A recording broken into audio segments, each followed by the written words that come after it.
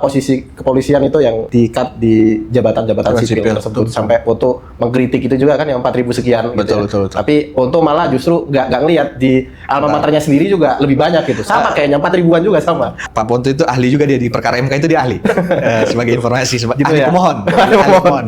Pertama kalau kita bicara soal reformasi kepolisian apakah itu perlu? Perlu. Jadi mereformasi polisi dan mereformasi TNI itu sama pentingnya. Karena pertama kita butuh alat pertahanan negara yang kuat, yang profesional, yang transparan dan akuntabel. Yang kedua, kita juga butuh pelayanan publik dan penegak hukum yang profesional juga itu dalam tubuh polisi. Putusan MK itu memang menurut kami juga langkah yang satu momentum atau di MK biasanya landmark decision. Jadi itu bisa jadi satu landmark bahwa ini momentum pada kepolisian untuk tidak mengerjakan atau tidak menjabat jabatan-jabatan di luar domainnya dia, di luar tusinya dia. Nah, di saat yang bersamaan kami juga pengen TNI meniru langkah yang sama. Ada reformasi juga di tubuh TNI itu yang harus berlanjut. Nah, salah satu ikhtiar kami kan kami juga sedang mengajukan JR juga terhadap undang-undang TNI yang salah satu poinnya bicara soal jabatan sipilnya tentara. Ini harus dibaca dalam kacamata politik militer ya.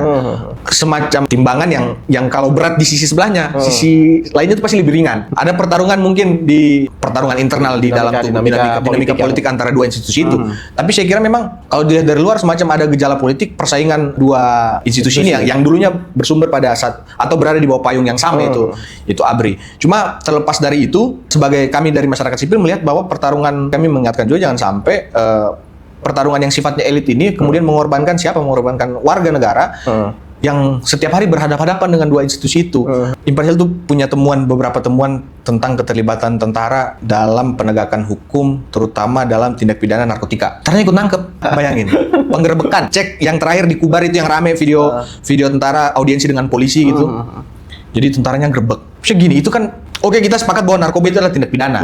Oke, tindak pidana. Dan itu harus dilakukan penegakan hukum. Cuma sekarang jadi masalah kan gini, Mas. Ada pengedar narkoba misal, yang grebek tentara, terus dibawa ke polisi. Sekarang pertanyaan kalau saya jadi lawyernya si pengedar itu, saya akan bilang bahwa penangkapannya nggak sah. Gimana ceritanya yang bukan aparat penegak hukum melakukan penangkapan dalam konteks penegakan hukum tentara ikut terlibat? Karena fungsi penegakan hukum itu sama sekali tidak ada pada tubuh TNI. Kalau kejahatannya di darat, ada gembong narkoba gitu yang kita nggak tahu, nggak boleh grebek. Gimana caranya grebek? Ini kami dapat informasi dari intelijen kami lah. Intelijen tentara itu intelijen tempur. Narkoba kan intelijen sipil harusnya. Fungsi-fungsi di intelijen di Polres, di Polda. Lah kok intelijen tentara memata-matai warganya sendiri.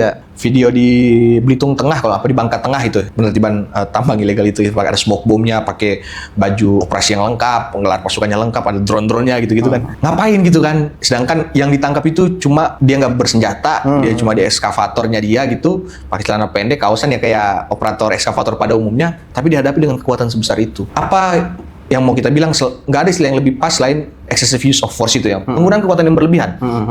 Targetnya, outcome-nya tidak tercapai, resource-nya udah keluar banyak. Ya nggak sejalan dengan apa yang diinginkan presiden, yaitu efisiensi anggaran kan. Gitu. Jadi efisiensinya nggak terjadi, ya nggak proporsional ya. Saya nggak tahu motifnya apa tentara terlibat sejauh itu di urusan tambang, kilang minyak dan segala macam.